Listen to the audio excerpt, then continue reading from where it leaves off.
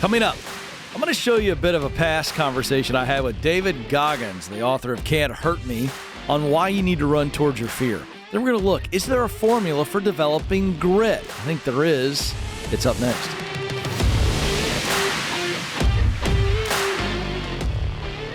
Welcome to the Ken Coleman Show, where our goal is for you to grow personally so that you can advance professionally, to live the life of meaning that you desire.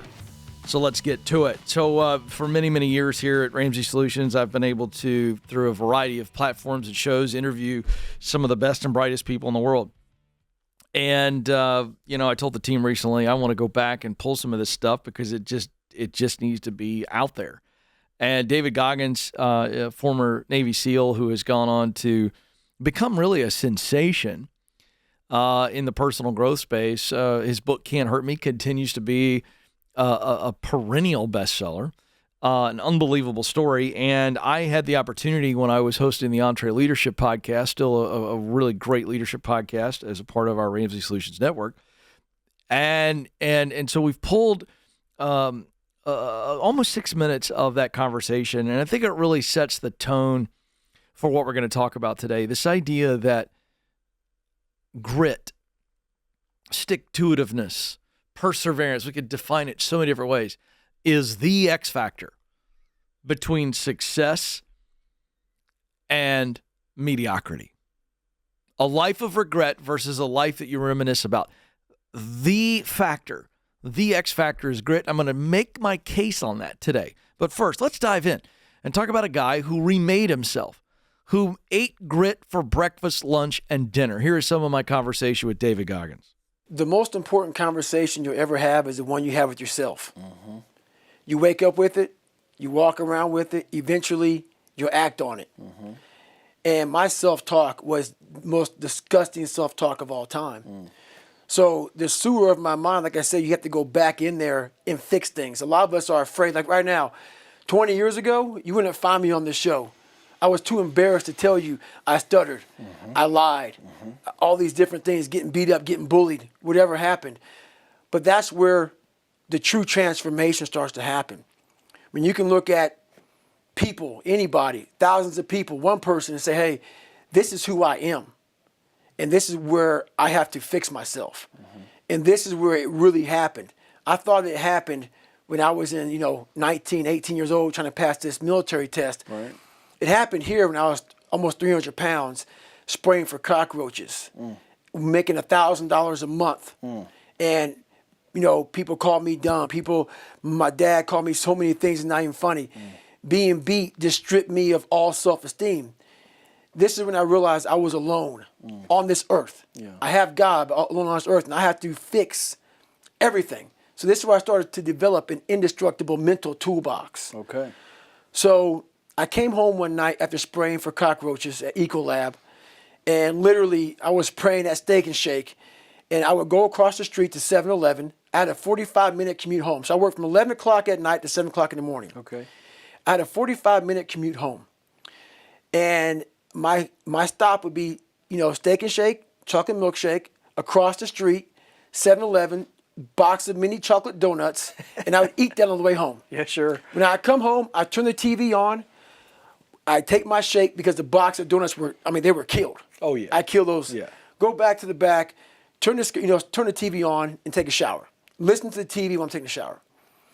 This day I heard these guys on the TV talking about Navy SEAL, toughest, class 224. So I heard stuff about Navy SEALs. Mm-hmm. These are the baddest of the baddest. Yeah. And so I come out, and I'm watching this show while I'm drinking my shake. And when you're watching a show of guys who are putting out there, and they're quitting left and right. Oh, sure. Just can't handle it. They're going through Hell Week. They show them going through first phase, second phase, third phase, and they're dropping like flies.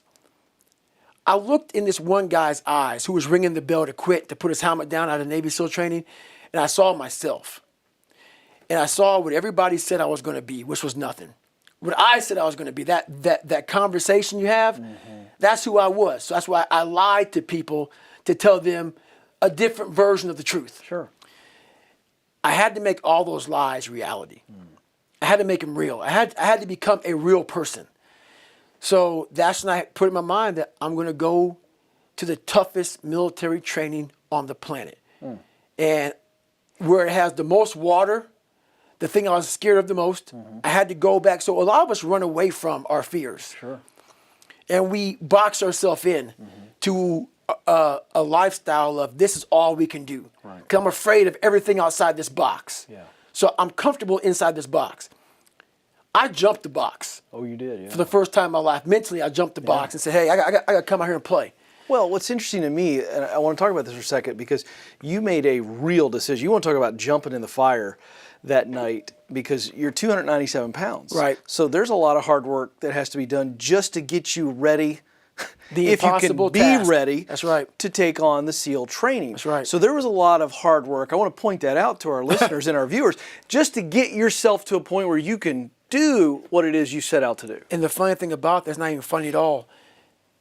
There's a good chance I might not even make it through Navy. So I had to lose 106 pounds in less than 3 months. Which is insane. Due to my age, due to prior service, due to the program was shutting down that I tried to get into, the special program I was trying to get into.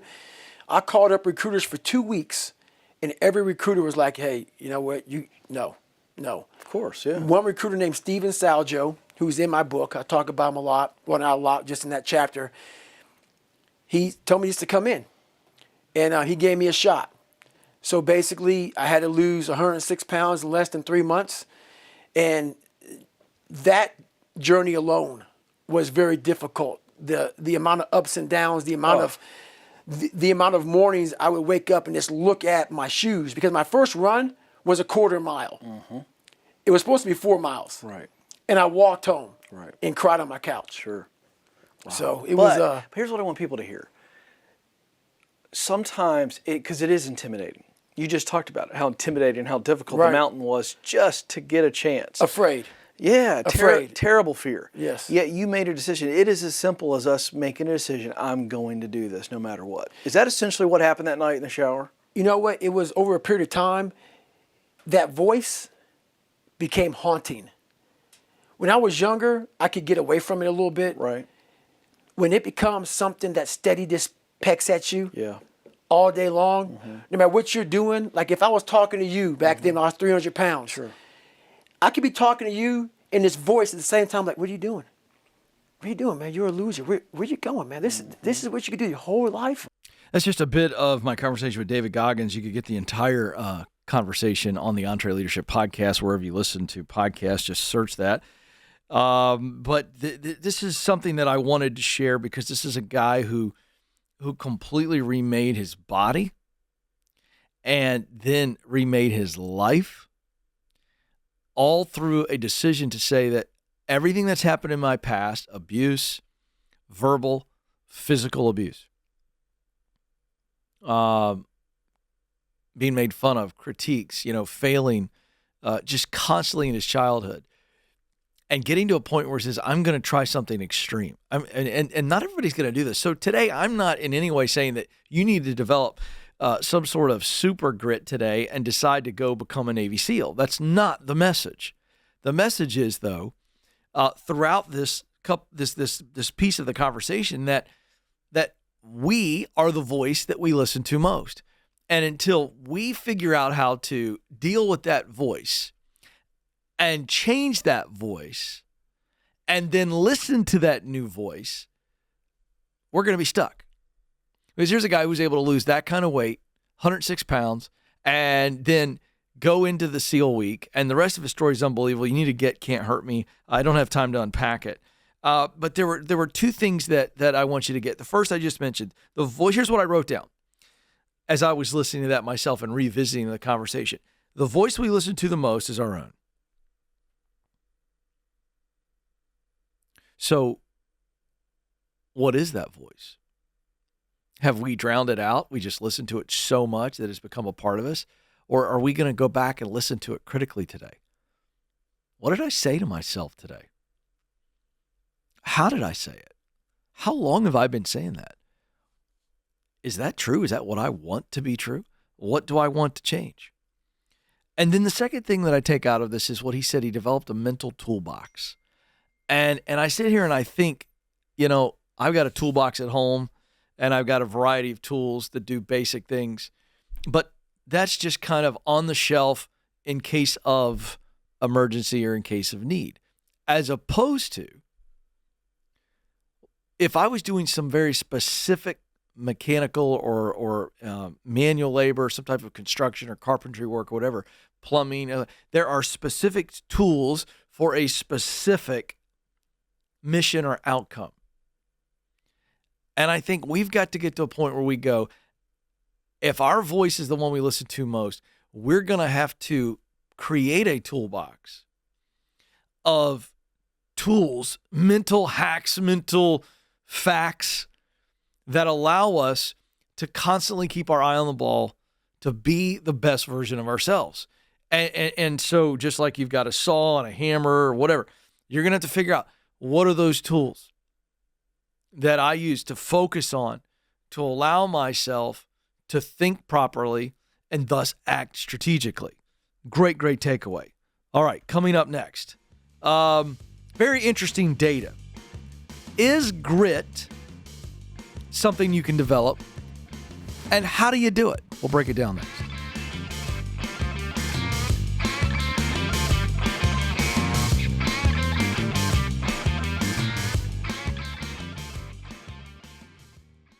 Hey folks, I want to tell you about one of our viewers, Nick.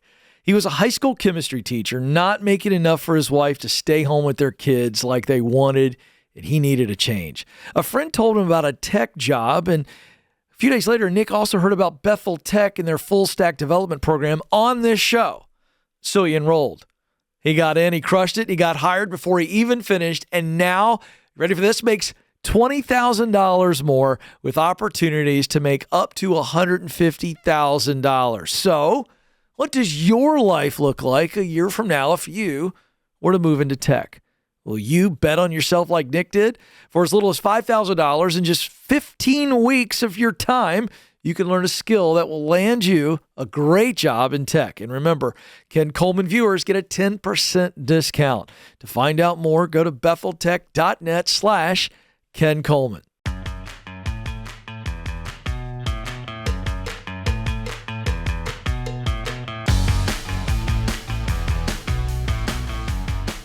What is grit? How does it help us grow and advance? How does it help us grow personally and advance professionally? I'm going to break that down for you, and I think you can develop it as well. But first, if you're watching via YouTube, help us grow, would you? And you can do that by subscribing to our channel, liking the video with a thumbs up that you're watching and sharing. And then via podcast, if you would give us a follow and a 5-star review and share as well, we would be grateful. Okay, let's look at some research on grit, shall we? Angela Duckworth is probably the foremost grit expert. I highly recommend her book if you'd like to check that out. But there's some people that kind of, when she came out with her book, there's some people that doubted it, and kind of like, well, I'm going to poke some holes in this, and that's what people do, right? And then some people said, you know what, let's dive into this, right? Let's actually do some robust research, and let's see what we find. By the way, her book is Grit, The Power of Passion and Perseverance. I want to give that the full, because it's a fabulous book. It's must read. So research was done on 11,000 plus military cadets at West Point, the United States Military Academy. And it was over a 4-year period. So this is no Johnny-come-lately sample size. You're talking about 11,000 cadets over a 4-year period at the United States Military Academy. And it was the idea of, how does grit play into their academic success? Because after all, they are there to be trained to become officers in the United States Army. Okay. So they came to it, and they were looking at grit's importance, and they did it by measuring 3 attributes. The cadet's cognitive ability.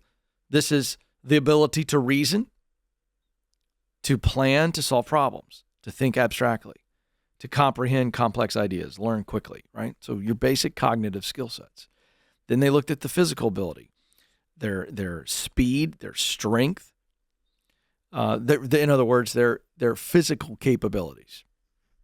And then they looked at grit, and the way they defined it, They took, Angela Duckworth's definition, passion and perseverance for long-term goals of personal significance. Okay. The research was published in the Proceedings of the National Academy of Sciences, for those of you that want to dig into this some more. And so here's what they found. They found that when cadets completed a 12-point test known as the grit scale in their first week of training, they saw that the cadets' data on initiation, starting something, completion, graduation, and grade point averages were all affected, and even their physical performance, obviously, were affected by grit. And so they came away with, exactly what Angela Duckworth asserted, that grit enables us to keep performing when the going gets tough. Okay. And so they walked away, and the message is clear. The environment and experience you have as a child plays a lot into how much grit you have. More on that in a second. Also, that talent is not enough. Talent's not enough. That someone with talent, high levels of talent, but low levels of grit, they're not going to have as much of a chance of success. Why? Either complete frustration, which causes them to quit, or distraction, which causes them to quit, right? Because when you hit hurdles in life, obstacles in life, it either turns into distraction or frustration, And these are just different levels of emotion that just from my own life. When I run into a challenge, if I don't have the right amount of grit, I'm going to either get distracted because I go, well, this seems to be a little bit too difficult. There's probably something else over here that, shiny object, and then boom, I go over here, right? Or I get real levels of frustration and say, I can't do this, I'm done, right? Which is probably what happens to me most of the time on the golf course, right? So that then asks the question, or it presents a question. If I don't have enough grit, or a child does not have enough grit, can grit be developed? In other words, can a person build that muscle of grit with intentionality? And then, can a parent, can a coach, can a teacher, can they promote the development of grit? I think it's an interesting question and an important question. Now, back to what we know in the findings, that a child, their childhood and adolescence, the environment, so what was life like in the home, okay? So that's their environment. Parents, the voices, that's environment. And then what were their experience? Sporting teams, school, where they're living their life outside of their core environment of the home, that's experience. So environment and experience obviously has a huge impact on how much grit you have. So in other words, we see from lots of data, I've read this recently, that dyslexic children become very resilient adults. You could fill in the blank there. Kids that come up in an abusive home, if they can weather it long enough to get healthy, on the other side of it, tremendous resilience many times as adults. That's not a silver bullet here. But the idea is that anyone who survives hardship has the elements of grit, has enough grit to thrive. Because it is in the surviving that you develop what you need to be thriving. And that is persistence, perseverance. I'm not going to quit. You can't keep a good man down. Things like that, right? So I did some more research. I'm just going to give this to you really quick. Here's how you can develop grit, or how your kid can develop grit, or how your student can develop grit, or how the player on your team leaders can develop grit, and of course, how we can develop grit. Because I think there is a combination of 4 things that think of it as a greenhouse.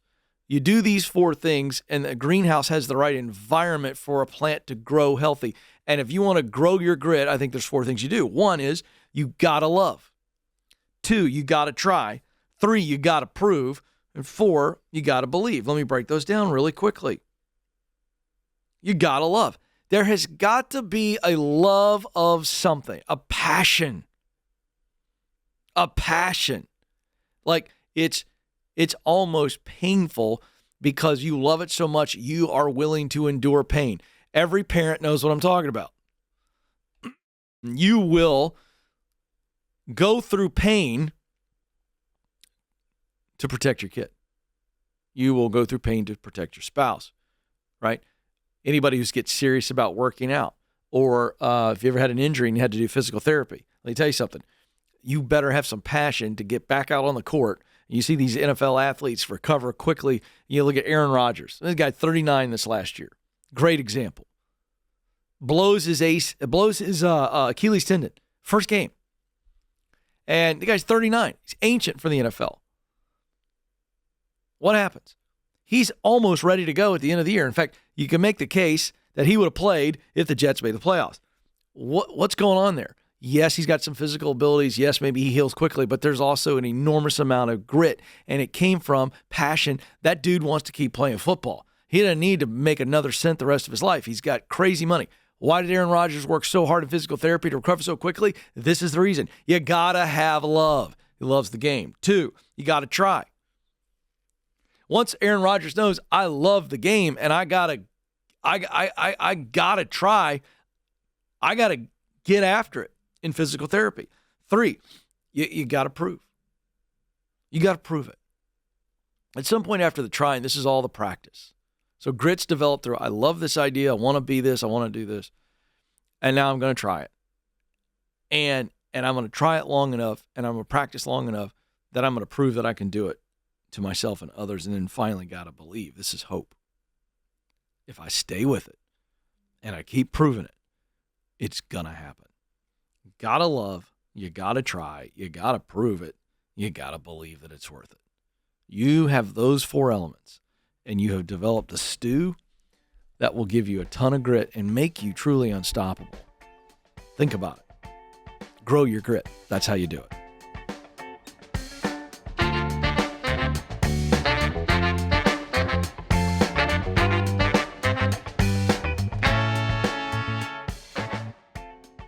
You make this rather snappy, won't you? I have some very heavy thinking to do before 10 o'clock.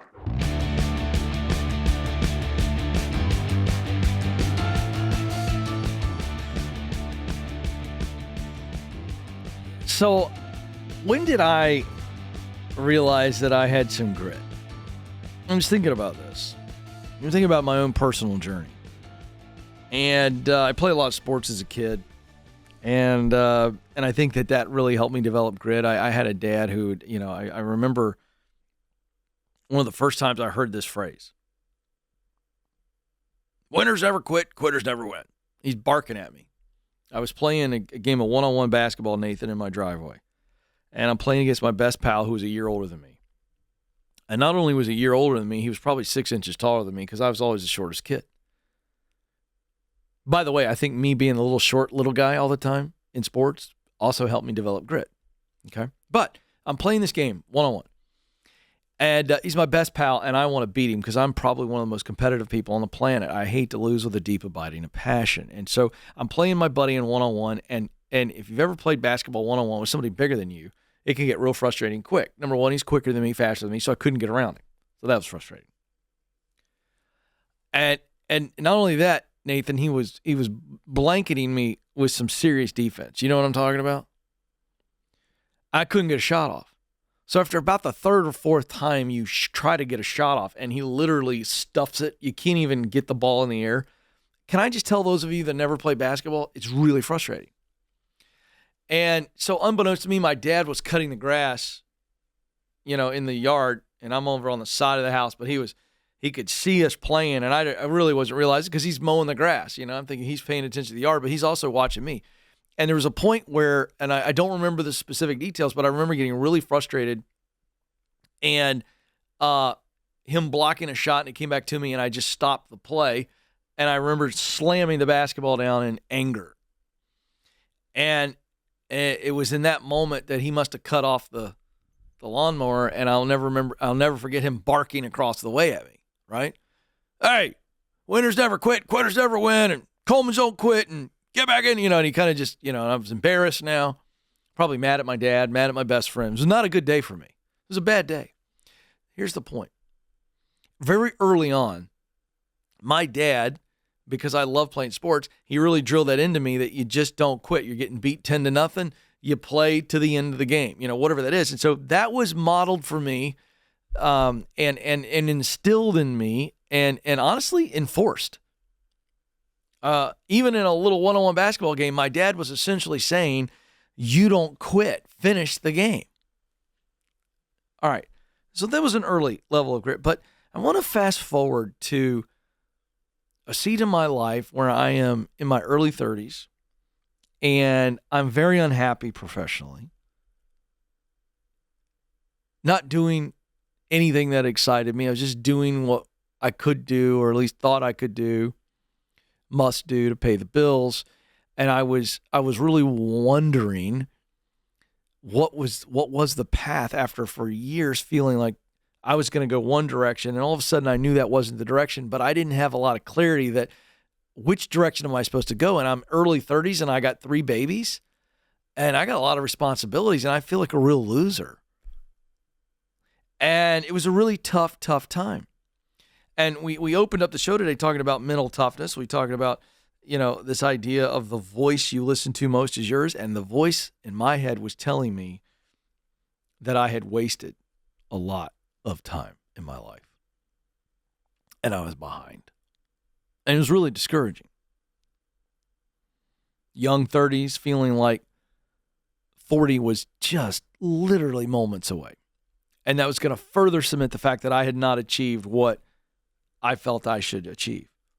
So fast forward to, I began the process of life mapping, which leads to a lot of the stuff I teach today. But folks, I'm a miserable sack of crap. I'm just down and depressed. I think I'm a loser. I think I've missed my calling. It's just a really bad season of my life where I'm just kind of going, I've not accomplished much at all. And I'm wasting.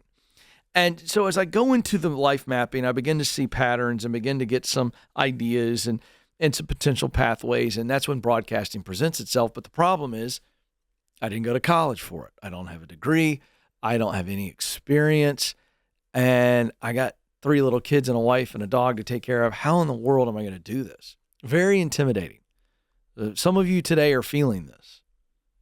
General idea, general direction. Yeah, I kind of would like to climb this mountain. But it feels like it's an impossible mountain to climb. I'm not going to get there. That is a really heavy weight. It's debilitating. It sucks the soul out of your chest. I've been there. Well, so I get this idea. I just need to make something happen. So I come up with the idea that I should try to do some talk radio to learn the discipline of radio, which may help me get into television. And so through a series of relationships, I get an opportunity to pay my way onto a local station. That's where I met Joe Hankin, who still sits in the booth today. Joe was my first engineer, and I was paying $250 every Saturday for 1 hour. And I remember when they offered it to me, I went, oh, I'd love to do it. But deep down, I was like, crap, that's $1,000 a month. And you know those pesky months with 5 Saturdays, Joe? Yeah, that's $1,250. That was a lot of change. A lot of cheddar, as the kids may say. I don't think they ever said that. The point is this, is that here I am facing this expenditure that I'm having to come up with on my own. I'm not making great money. It's a real sacrifice financially for us. We had to change the budget. And I'm looking at my wife going, babe, I'm going to blow $1,000 a month on an exercise, which is what it was. Can I learn how to do radio? Now, Joe will tell you, I'd never done radio before as it related to hosting. I'd been on the radio a few times, little small piddly things, but here I am now hosting a show. And I wasn't good, and I had to learn how to do it. How do you get in? How do you get out of a break? How do you give a coherent thought? In a small window of time. All that stuff had to be developed. But what was going on behind the scenes is as I'm dealing with, am I spending money that I shouldn't spend? Am I wasting money? Then it became, am I wasting time? Am I wasting time? Because here's what happened. The show was at 2:00. It was 45 minutes away. So I would literally leave at about 11 a.m. on a Saturday morning, leave my 3 babies under the age of 3, my poor wife, she's got all of them, and I'm going to drive up, and I'm going to spend about 2 hours preparing because I was so freaking nervous and didn't know what I was doing. I had to spend time preparing. So then I do the show from 2 to 3, and then it's 45 minutes home. So I'm gone from 11 a.m. to 4 p.m. every Saturday for a year. Now, nothing against my former station. I love it. But no one, I don't care how big the station is, no one's listening on Saturdays. Your audience is really small. I wasn't getting people calling in.